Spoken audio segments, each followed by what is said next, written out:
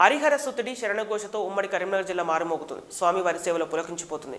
కార్తీక మాసం ఉత్తర నక్షత్రం అయ్యప్ప స్వామి జన్మదినోత్సవం సందర్భంగా పెద్దపల్లి జిల్లా సుల్తానాబాద్ అయ్యప్ప ఆలయంలో క్షీరాభిషేకాన్ని నిర్వహించారు.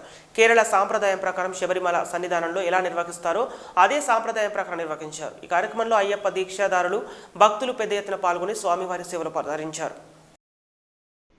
కార్తీక మాసం పురస్కరించుకొని కార్తీక మాసం బుధవారం ఉత్తర నక్షత్రం రోజున అయ్యప్ప జన్మ నక్షత్రమైనటువంటి ఉత్తర నక్షత్రం రోజున మనము డిసెంబర్ 6వ తారీఖు అనగా ఈ రోజున శబరిమలలో జరుగుతున్నటువంటి కేరళ సాంప్రదాయ ప్రకారం తాంత్రిక రీత్యా మన సుల్తాన్ అయ్యప్ప స్వామి దేవాలయంలో పూజలు చేయడం జరుగుతుంది.